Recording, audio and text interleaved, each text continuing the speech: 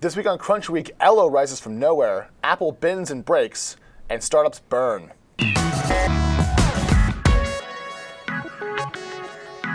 Hello, welcome to CrunchWeek. My name is Alex Wilhelm. This is Kyle Russell, and for the very first time, we have Felicia Williams in the studio with a mic on and a camera on her. Felicia, how are you doing? I am petrified, but let's just keep going. Why are you petrified? This is our jam. This is our life. When I'm the one behind the camera, so it's a little weird to jump in front. But so we needed you're new someone here to the show in a way, and there's also a new social network out there that is causing a lot of waves called Hello or Ello or what's it? Yeah, good transition there. Thank you. Do it again. It's good. So Ello, I'm not sure exactly how you say it. Let's just agree on Ello. Okay. It's just an interesting social network that popped out of nowhere, just kind of based on the fact that everybody's kind of hating on Facebook lately with the whole sort of privacy name thing, and yeah, it just kind of seemed like people were ready for another social network, and up pops this one that's supposed to be like designed and no ads and privacy and like, you know, all the things you hate about Facebook wrapped into one pretty little package. Yes, and people have talked about the design, and it's like the worst. Oh my gosh, having to drag and drop my photo into, I was like, this is so complicated. Why can't I just upload my photo? I also can't find the buttons. They're not very easy to click on. No, it's hard. I don't want to click on them. And I can't find my friends. I can't follow anybody. I have 2 friends right now. Invitation-only social networks are so passe. No, like but Facebook was invitation only forever. Well, on a college-by-college basis. Yeah, that's true. Right. I think that's not really a need anymore. But anyway, the ad-free thing, design aside, ad-free is unique. People really are attracted to that, not having content targeted at them because of what they post and how they engage with their friends. Yeah, I got engaged a few months ago, and I just get wedding things all in my feed, and it drives me crazy. You're getting engaged because you got engaged? No, they know that they're like this woman needs a photographer, and I'm like, damn it, I didn't do anything. But bad design aside, ad-free aside, it has grabbed the attention of the public. We've all joined and tried to play around with it. What do you think drove that initial viral loop that happened like at 10 a.m. yesterday and caused us all to lose our minds? What was the pull?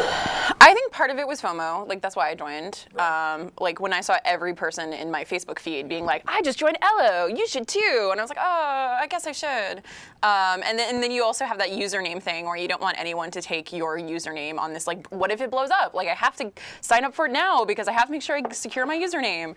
And I think that caused part of the issue. And then, All right, but we've all been mad at Facebook before. We've all tried to leave before. Does this happen? Like, it happens like every 6 months. Is this the new Facebook or the new path? I don't know. Okay, so they're kind of putting themselves into a corner a bit because they're saying, yeah, no, we're going to be ad-free forever. Which is horseshit. Yeah, I mean, okay, premium features, that's a viable business model for some startups, but I don't know if like scaling up a social network based on that will work. Maybe. I feel like you'd have to charge a lot of money. And it's not like they can just decide not to scale up because they're kind of forced to because they have raised venture capital. They've raised $435,000 from Fresh Tracks. Fresh Tracks, in Vermont. Vermont-based VC. Yeah. I didn't know they Go had Vermont. I didn't know Vermont was still a thing. Let alone they have VC It is a place. Is it still a state? Next to Canada. Did they make Manchester also has an interesting startup scene. Venison? Is it venison? No. Huh? Yeah, there is. See, there we go. Ice cream and venison. Vermont's national state birds. Okay, don't make fun of New England. That's my home. Okay, moving on. All right. So they raised all this capital, and now they're kind of doing this ad-free thing, but they, have to make money eventually because they took almost $500,000 worth of funding. Right. So and they'll raise the Series A at some point, right? So they're going to have to raise they've said that. Of either user growth or revenue growth, and they can only have one of those right now. So they'll probably look to the other way. They even have buried somewhere on the site. I read it in an article and saw a screenshot of it that they acknowledge the fact that they have funding, and all of these like grand manifestos that they've presented may or may not exist due to the money that they have taken. Let's be very clear. Okay. Ello is the new Klinkle. Moving on. Okay, new topic. New topic. Apple this week had a really, really rough run for a company that's usually very well polished. Their phones bent, and then their apps broke. And Kyle, you had this air on your phone directly. Yeah, so I was the enthusiastic iPhone 6 Plus buyer who, the second that iOS 8.0.1, so not a full-on point release, came out, and immediately I was just on it. Immediately downloaded it. It said it would fix a couple bugs, which included allowing HealthKit apps to make it onto the App Store. And that was a lesser-known, kind of smaller I guess, issue among the developer community where a bunch of people made HealthKit-enabled apps, and the day iOS 8 came out, Apple released some of them, or started pulling them, or said, like, straight up, they're not going to hit the App Store today. Sorry, I know that you went through the review process and all that. JK lol. Yeah. Sad face. So this update was supposed to allow HealthKit apps into the store, but instead what happened is anyone who had an iPhone 6 or 6 Plus, aka the, the first 10 million people who are the most enthusiastic. Right. I can't wait, I gotta have it! Just spent hundreds of dollars on the devices, found that they would install this update, and lost cell phone service and Touch ID. And this happened to your phone in the office. You had to borrow phones to make phone calls because your phone did not work. Correct. That's awesome. And yeah, so I had a giant iPod Touch for a day. You have an iPhone 6. No, I don't. No. I still have a 4. Yeah. Oh, you guys discuss amongst yourselves. This is not my topic. I love that. She's like, actually, no, I'm actually behind by -2 right now.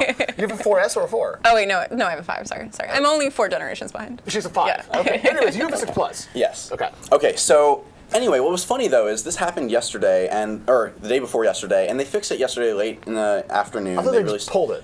They pulled it within an hour, maybe 2. It was very quickly, because Twitter immediately blew up saying, like, I've lost service. Right.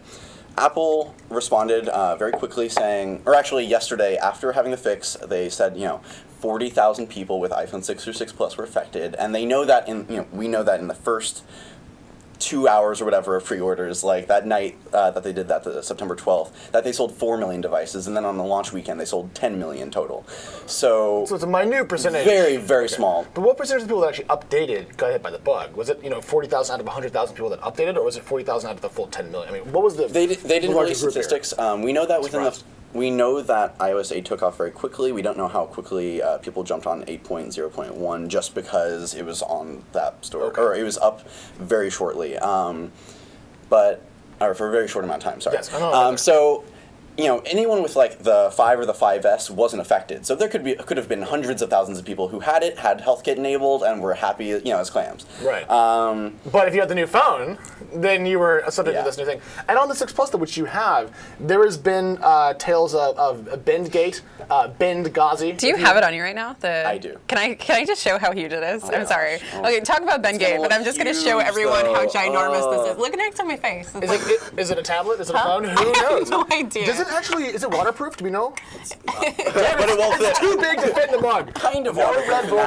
Okay, so the thing about Benghazi is this came out the day before the big update that took everyone's phones out, and the idea was it started getting around that people were having these in their pockets, and they pull it out, and they found that it was bent. How do you fit that in your pocket? You have a very large pocket. Okay, sorry. In men's pockets, it fits okay. I had a couple of skinny jeans where it sticks out the top. Yeah. But the issues that people were having, it wasn't like sticking it in there and having it bend. It was stick in your back pocket and sit on it. Right. And it's kind of like, why would you do that? Well, because the iPhone 5 is built like a tank. I put my phone in my back pocket all the time. It's habit. Did you sit on it? Yes. Yeah. It's an almost $1,000 device. What are you doing? It's a $200 device that Verizon bends me over for. I need to get a hold of it at all times, unless I can like strap it to my person somehow. Apple fans saying, "Why do you sit on it?" is my most. It drives me nuts. Everyone sits on their phones. This is not a new thing.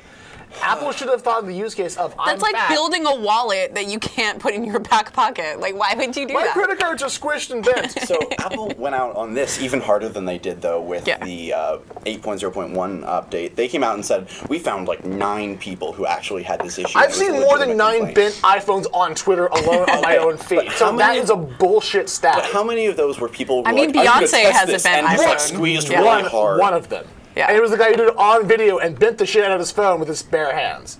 All right, but while we're on the subject of things that are dying and falling apart, segue of the day, by the way, there's been a very important discussion among VCs and startup kids about burn rates and a coming startup winter that's going to happen at some point in time in the future. Right. And it's been fun because VCs have been saying, almost against their own interest, that there could be a problem here.